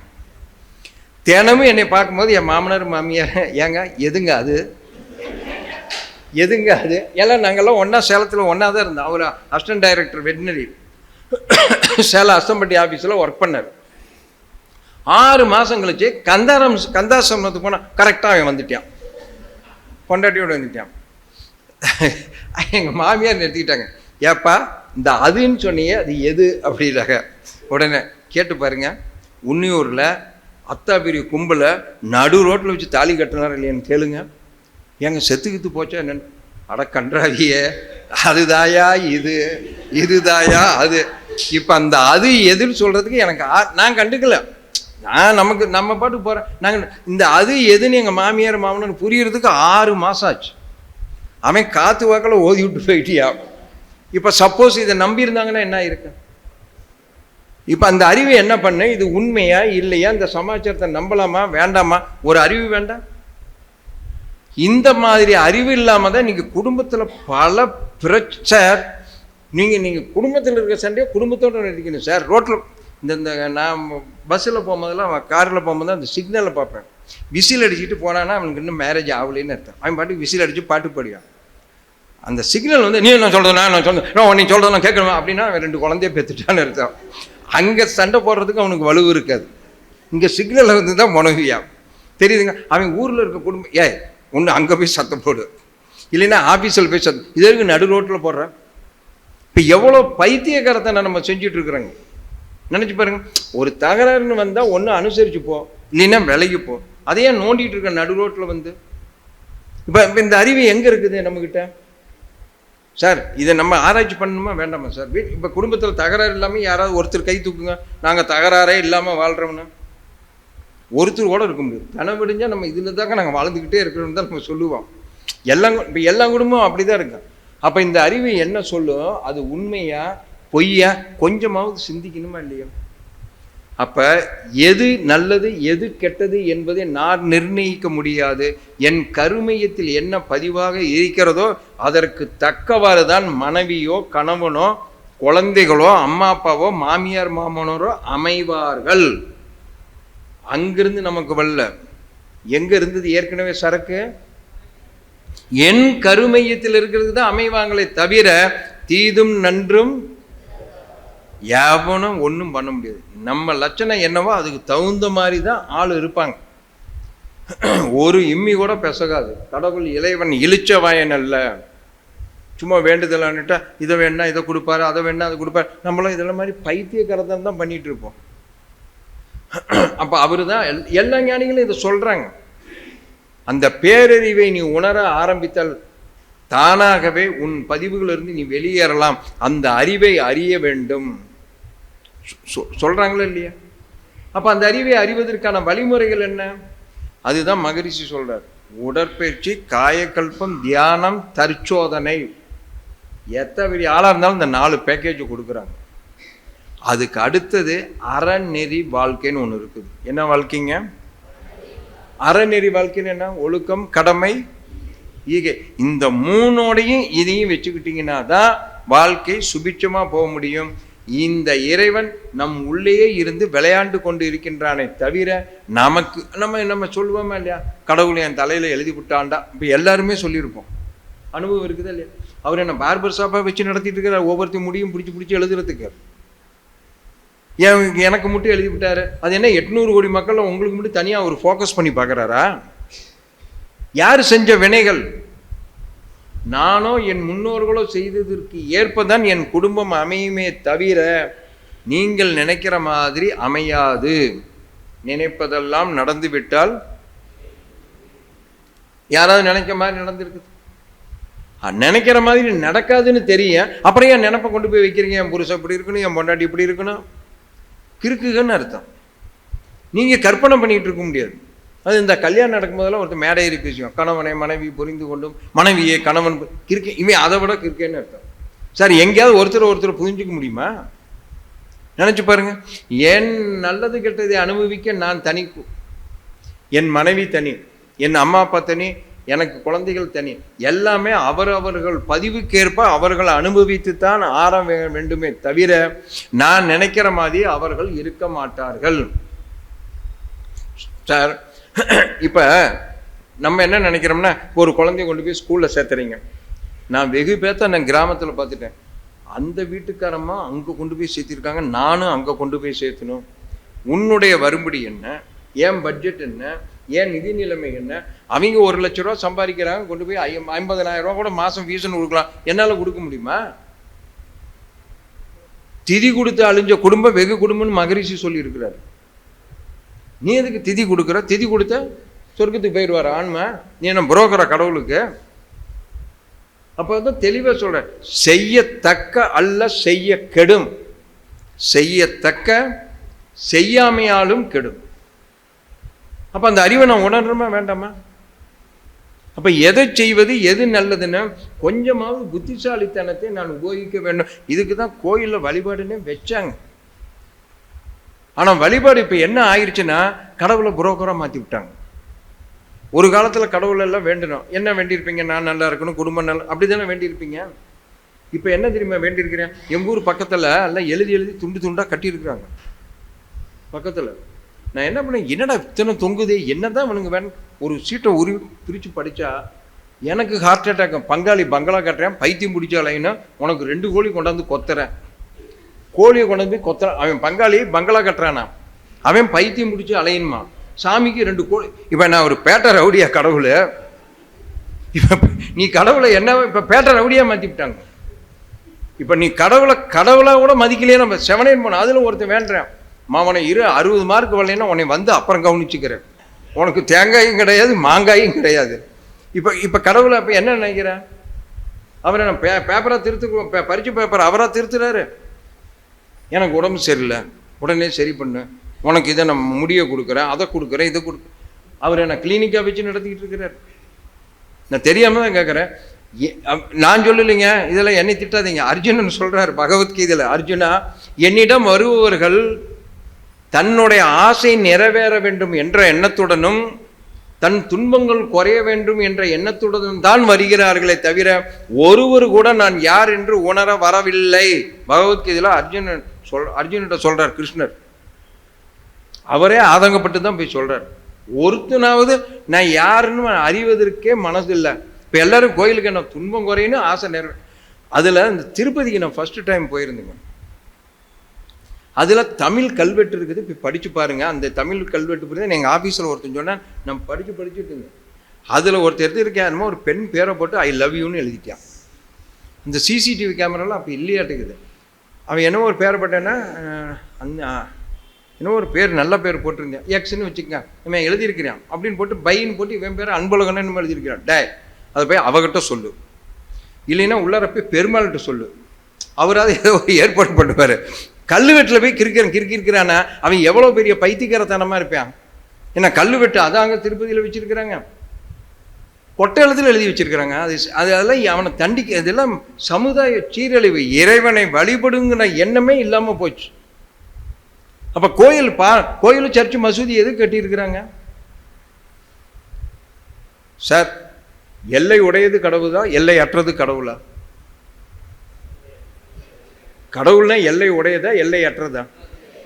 எல்லை அற்றது. கடவுள் நிரந்தரமானவரா, அப்பப்போ தோன்றி இயங்கி செத்து போயிடுவாரா? இந்த ரெண்டு குணமும் இருக்கிறதான கடவுள். நான் கேட்குறேன், இந்த பூமியில் உட்காந்துருக்கேன், இந்த பூமி எல்லை உடையதா, எல்லை அற்றதா? எல்லை உடையதுன்னா பூமி கடவுளா? என்ன முழிக்கிறீங்க? நீ சொல்லிட்டு போயிடுவ, இன்னைக்கு ராத்திரி சாமி கண்ணை குத்துச்சுன்னா யாரா வாக்குறது? நீ வளரிட்டு போய் நான் கேட்குற கேள்வி, நீங்கள் தானே சொன்னீங்க எல்லை அற்றது கடவுள், நிரந்தரமானது கடவுள்னு. பூமியின் எல்லை உடையதா, எல்லை அற்றதா? எல்லை உடையது. பூமி நிரந்தரமானதா, தோன்றி எங்கே அழியக்கூடியதா? அப்போ கடவுளா பூமி? கடவுள் பூமியே இல்லைன்னா நான் கட்டியிருக்கிற கோயில் சர்ச்சு மசூதி கடவுளா? அப்புறம் எதுக்கு அதை கட்டுனாங்க? இறைவன் என்பது என்னன்னு சொல்லித்தர அனாட்டமி கிளாஸ் தான் கோயிலே தவிர நீ வேண்டி உன் ஆசையை தீர்த்துக்கிற இடம் அல்ல. உள்ளர போய் பாருங்க, அர்த்த மண்டபம், சோபனா மண்டபம், மகா மண்டபம், தியான மண்டபம்னு இருக்கணும். அதில் பழமொழி சொல்லிட்டாங்க, கோயிலுக்கு போனால் வரக்கூடாது, 10 நிமிஷம் உட்காருன்னு. நான் கேட்டேன், எதுக்குங்க உட்கார சொல்கிறீங்கன்னு கேட்டதுக்கு, நம்ம உடைச்ச தேங்காயை சாப்பிட்டுட்டு தான் வெளியில் போகணும். ஏங்க இது தேங்காய் திங்கிறதுக்காக போய் 10 நிமிஷம் உட்காருனானுங்க. கேவலமாக போயிடுச்சு ஆன்மீகங்கிறதே. ரொம்ப அதில் வேற நான் அனுபவத்தை சொல்கிறேங்க. பழனிக்கு 22 பேர் வேனில் போயிருந்தோம். 50 ரூபா டிக்கெட் ஸ்பெஷல் தரிசனம் போட்டு 100 ரூபா டிக்கெட்டு சீக்கிரம் போயிடலான்னு போட்டிருந்தேன். நாங்கள் உடனடியாக போகணும். சரி, தலைக்கு 22 தான், 100 2200 நான் எடுத்துகிட்டு இருக்கிறேன். ஒருத்தன் பின்னால் முதுவை சொரிஞ்சான். பார்த்தா குருக்கள் எத்தனை பேருங்க? 22 பேர். 500 ரூபாய் வெட்டுங்கன்னு. எதுக்கேன்னு? கொடுங்க சார், படித்தால் மாதிரி இருக்கிறீங்க அப்படின்னு. எதுக்குன்னு சொல்லியானே, நீங்கள் கொடுங்க நான் சொல்கிறேன்னு. சரி, இவனுக்கு 500 ரூபா கொடுத்தேன். நீங்கள் இப்படி வாங்கல்ல, 22 பேர் இந்த சைடு வாங்க, ஏய் அப்படின்ட்டான். அவன் அங்கேருந்து உள்ளார ஏய் அப்படின்ட்டான். எங்க இன்னும் அந்த சிலையை திருடி என் கையில் கொடுக்காத குறைதானே தவிர, இன்னும் ஒரு 2000 ரூபா சேர்த்து கொடுத்துருந்தேன்னா சிலை போட்டு நீங்கள் சிலையை வேணா வீட்டுக்கு எடுத்துகிட்டு போ. ஏங்க அதுக்கு 1000 சிலைக்கு இப்போ கேஸ் நடக்குது, தெரியுமா தெரியாதா? தனி புலனாய்வு துறை போட்டு கேஸ் நடக்குதுங்க தமிழ்நாட்டில். நான் அதனால தான் இனிமேல் கோயிலுக்கு போனால் அந்த சாமியை கேட்பேன், நீ ஒரிஜினலாக டூப்ளிகேட்டா? 1000 சிலையவே காலாக்கிறியா? நான் உன்னை நம்பலாமா வேண்டாமா? அது இப்போ நான் கேட்குற கேள்வி, கோயில் சர்ச்சு மசூதி கட்டினாங்களே எதற்கு? அழியக்கூடியதா, நிரந்தரமாக இருக்கக்கூடியதா? அப்போ அதில் எதுக்காக போகணும்? அந்த அறிவுனா என்ன? எதற்கு தியரி கொடுத்தாங்க? அது ஏன் உருவத்தை அப்படி வச்சாங்க? இந்த அறிவு நமக்கு வேணுமா வேண்டாமா? அப்போ இறைவனா என்ன? அந்த அறிவை உணர்வதற்காக உருவத்தை கொடுத்தாங்க. சிவம்னா என்ன? பூரணம், பேரறிவு, வற்றாய் இருப்பு. படிச்சிருக்கணுமா இல்லையா? அப்போ பூரணம் அப்படின்னா என்ன அர்த்தம்? சிவத்துக்குள்ளார எல்லாம் அடக்கம். இன்னும் சொல்ல போனா கடவுள் என்பது மூலப்பொருள், தோற்ற பொருள் அனைத்தும் அதிலிருந்து வந்த உருவாக்கப்பட்டது தான். அப்போ கடவுள் தான் மூலம்னா அந்த மூலத்தை உணரணுமே வேண்டாமா? ஃப்ரம் த ஆரிஜின் யார் நமக்கெல்லாம்? என்னுள் உயிராக அறிவாக இருப்பது தெய்வம், நான் இறைவன் சொன்னீங்களா இல்லையா கொஞ்ச நேரத்துக்கு முன்னால? அப்போ தெய்வம் எங்கே இருக்கிறாரு? எங்கே இருக்கிறாருங்க? எல்லாம் இல்லைங்க. திருப்பி இது இறைவன் நான் யாருங்கிறதுக்கு அப்புறம் இறைவன் யாருன்னு கதை எடுக்கக்கூடாது. அதுக்கெல்லாம் சேர்த்து டைம் ஓடிடும். இப்போ இறைவன்னா என்ன? பாட்டு பாடுறாங்களா இல்லையா?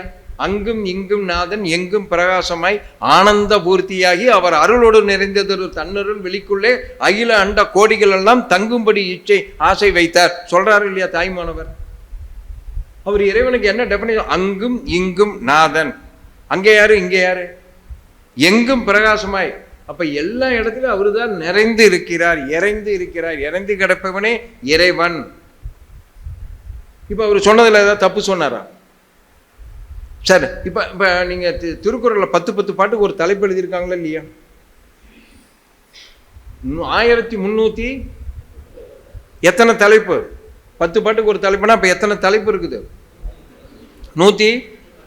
முதல் 10 பாட்டுக்கு என்ன தலைப்பு கொடுத்தார்? எங்கள் மாப்பிள்ளை சொல்லுவார், கடவுள் வாழ்த்து. கடவுள் வாழ்த்துல அந்த 10 பாட்டில் யாரை வாழ்த்திருக்கிறாரு? கண்டிப்பாக உங்களையும் நம்மளையும் இல்லை, அது கன்ஃபார்ம் தானே. அப்போ அவர் 10 பாட்டில் யாரை வாழ்த்துறாரு?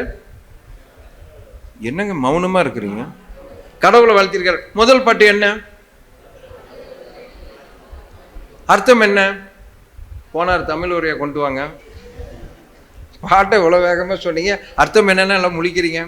அகர முதலில் எழுத்தெல்லாம், ஆங்கிற எழுத்துக்களுக்கு முதன்மையானவன். இக்குனா கூட அங்கு தொக்கி நிற்கிறது. ஆதி பகவன் முதற்றே உலகு. ஆதின்னு என்ன? From the origin, from the beginning, from the மூலம். அவரு முதற்றே உலகு. இந்த உலகம் தோன்றுவதற்கு முன்னாலும் ஒவ்வொரு பொருளுக்குள்ளும் முதன்மையாக இருப்பதுவே அதுதான். அப்ப அங்கும் இங்கும் நாதன் இவர் சொன்னாரு. தப்பா சொன்னாங்களா, கரெக்டா சொன்னாங்களா? நீ சொன்ன நம்ப மாட்டேங்க. நம்ம மனம் என்ன பண்ணும்னா, ஒன்றுல ஃபோக்கஸ் ஆயிடுச்சுன்னா அதை மறக்கவே முடியாது. இன்னும் உருவத்தை விட்டு நம்ம ஆளுங்க இங்கேயே நம்ம அறிவு திருக்கோயில பேராசிரியர் இருக்கிறாங்க, இன்னும் உருவத்தை விட்டு வெளியில் வராத ஆசிரியர்களும் இருக்கிறோம். நான் சொல்கிறது பொய் இல்லைங்க, உண்மையை சொல்கிறேன். நான் சிக்கிக்கிட்டேன் அப்படி. ராஜ ரிஷின்னு ஒரு சினிமா படம் வந்தது, பார்த்தீங்களா சார்? டைம் என்ன, எத்தனை மணிக்குங்க? 8 வரையிலும் பேசலாமா இல்லை 7:30? 7:45 முடிச்சிடலாமா? ஏன்னா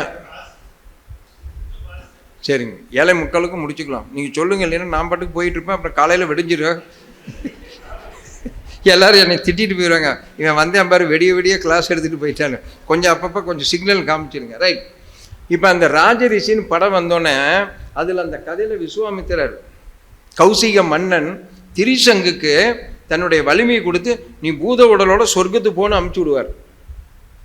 அங்கே complete empty space, absolute space.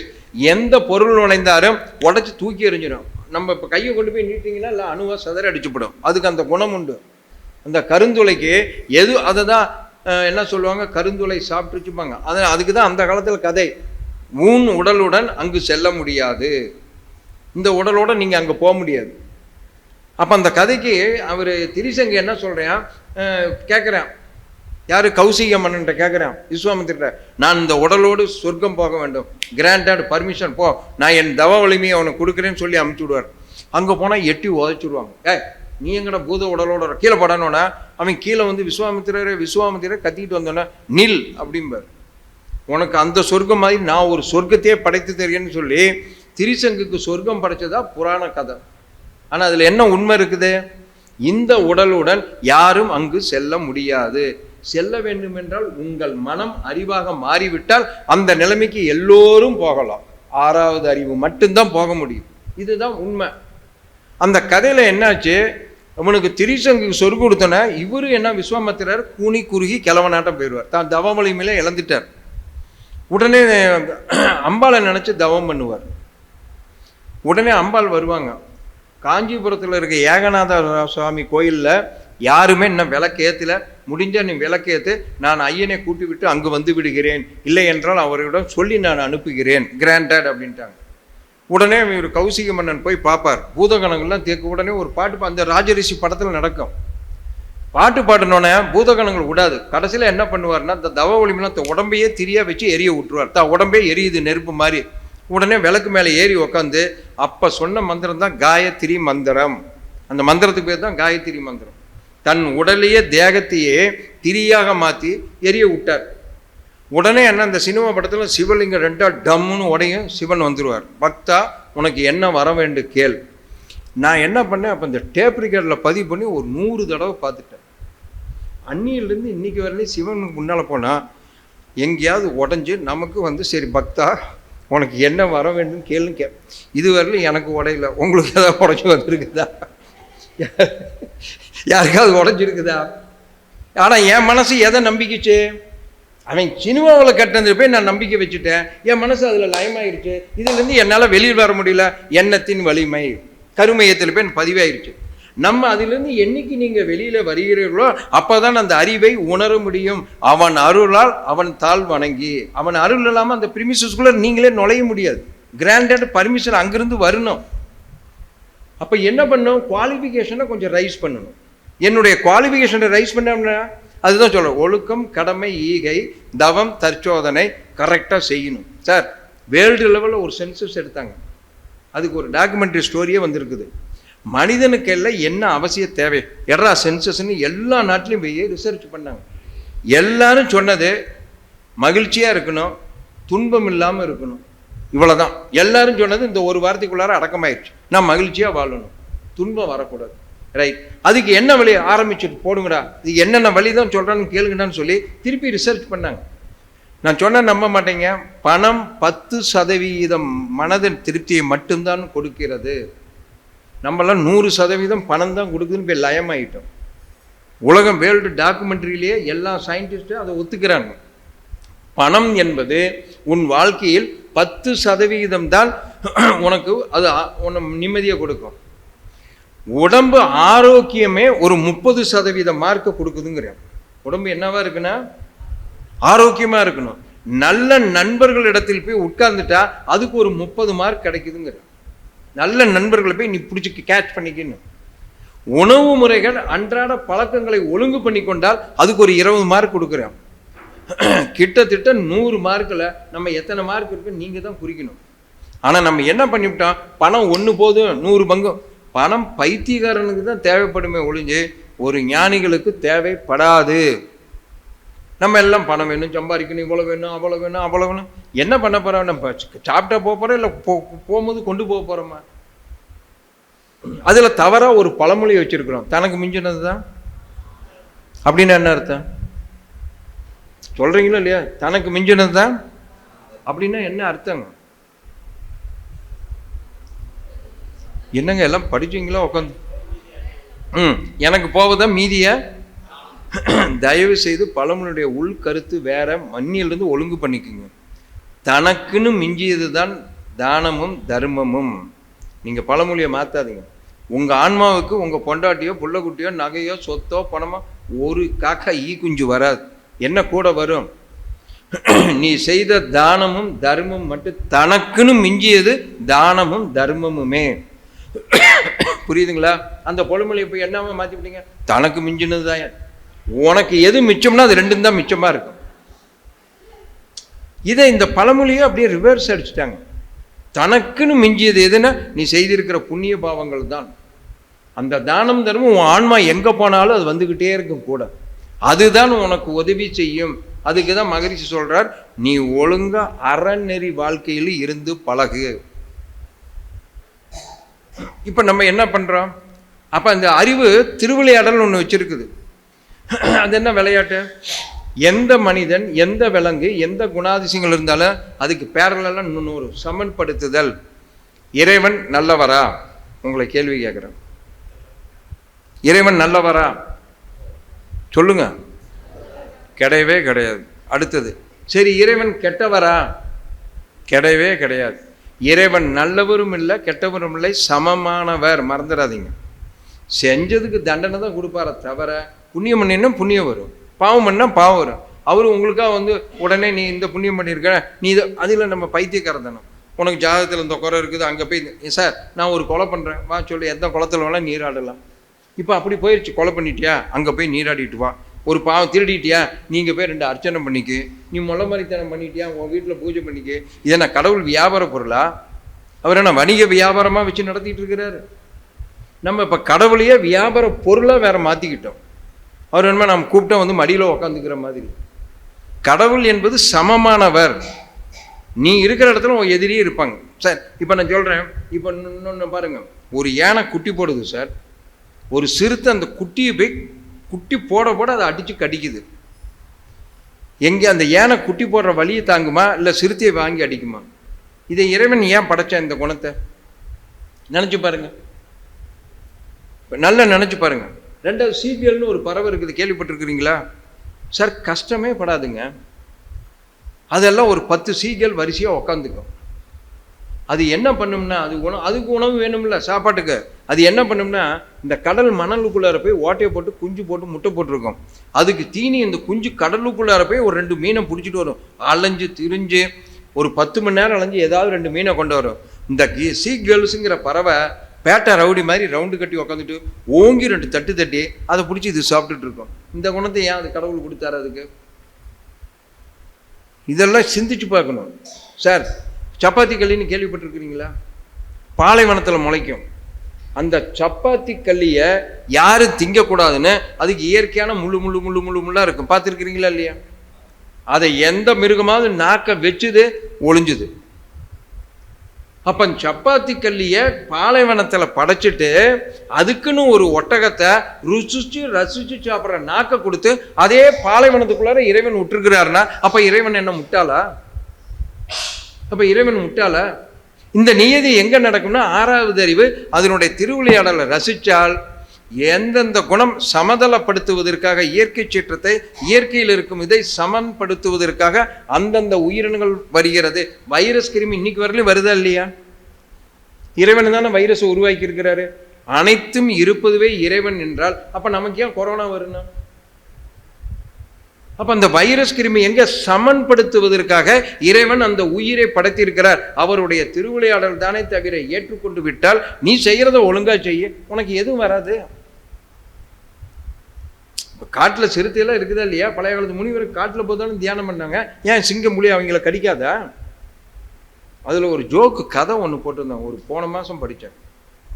ஒரு அம்மா அப்பா ஒரு பையன் காட்டுல போய் தங்கிக்கிட்டாங்க. அம்மா பாத்ரூம் வராங்கன்னு ஏந்திரிச்சாங்க. ஏந்திரிச்சு தனியாக தூரம் போவோம். இவன் பையன் பயந்துட்டான். அப்பா அப்பா அம்மா போகிறாங்க, வா நம்ம போகலாம், இருட்டுக்குள்ளார போகிறாங்க. அங்கே போனால் ஒரு சிங்கம் கரெக்டாக உட்காந்துருக்குது. அம்மா போய் முன்னால் உட்காந்தோன்னா பயந்துட்டு நடுங்கிட்டாங்க.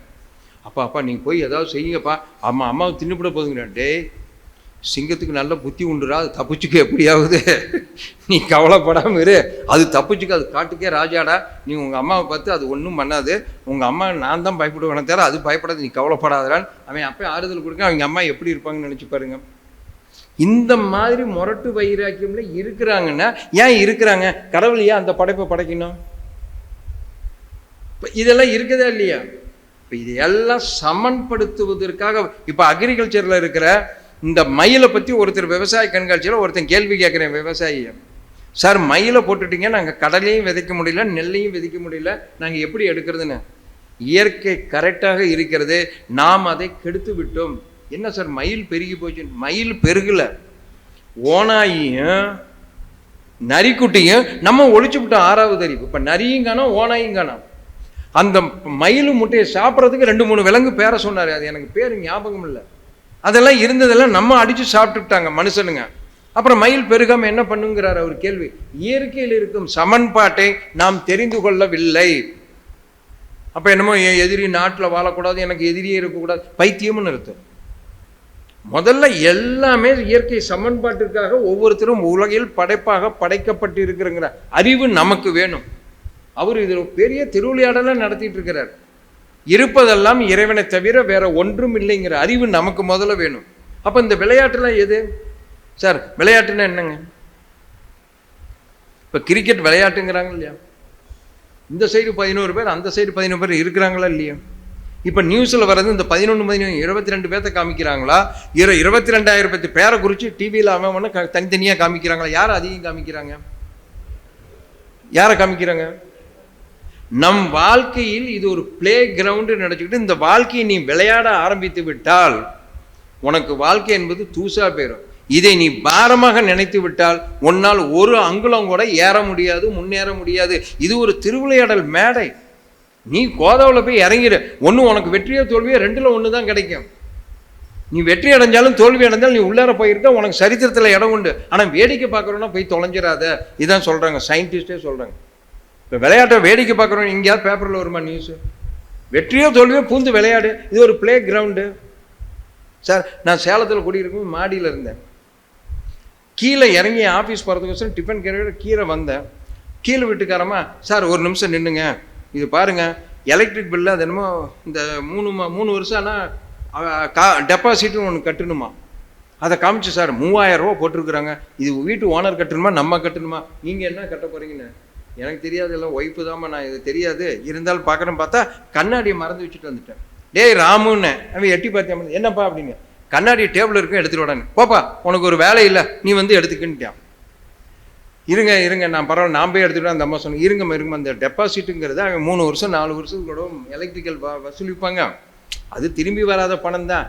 வீட்டுக்காரரை கேட்போம், கொடுத்தா கொடுக்கட்டும், இல்லைன்னா நம்ம கட்டி தான் ஆகணும். வேறு தலையெழுத்துலேயும் பேசிகிட்டு இருக்கும்போதே அவன் என்ன பண்ணியான், ராம்குமார் கீழே இறங்குறான், மேலே ஓடுறான், கீழே இறங்குறான். ஒரு 5-6 பசங்களை சனிக்கிழமை ஒரு 10 பேரை வச்சுட்டு 30 இடம் மேலங்கிலேயே இறங்கிட்டு வந்தேன். நான் டக்குன்னு கையை பிடிச்சிட்டேன், நில்டா அப்படின்னு. என்னப்பா அப்படின்னு. நான் என்னடா சொன்னேன் உங்கள்கிட்ட, கண்ணாடி எடுத்துகிட்டு வா அப்படின்னு. நீ என்னடா சொன்னேன்னு. என்னால் முடியாதப்பான்னு சொன்னேன். நீ எத்தனை தடவை இப்போ மேலையும் ஏறி நான் ஒரு 10 தடவை ஏறிட்டேன். ஏன்டா ஒரு தடவை இந்த கண்ணாடி எடுத்துகிட்டு வர முடியாதாடுன்னு. அவன் எனக்கு கிளாஸ் எடுத்துட்டான். நீ சொன்னது வேலை, நான் செஞ்சது விளையாட்டுன்ட்டான். அவன் என்ன சொல்கிறான், நீ எனக்கு வேலை சொன்ன, அது கஷ்டமாக இருக்குது, ஆனால் நான் விளையாண்டுட்டேன், அது எனக்கு எளிதில் இருக்குது. நாம் வேலை என்று இந்த பிறப்பை நினைத்தால் உங்களால் ஒரு அங்குலம் கூட முன்னேற முடியாது.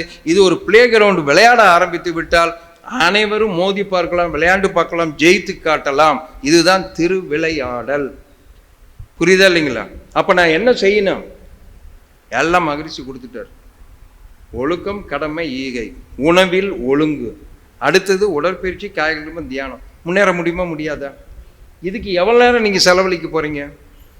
2 hours அதிகபட்சம். எத்தனை நேரம் வெட்டி கதை அடிக்கிறான்? அதுவும் தாவாங்கொட்டையில் கையை வச்சுட்டு பக்கத்து வீட்டுக்காரன் கதையெல்லாம் பேசிகிட்டு இருக்கிற.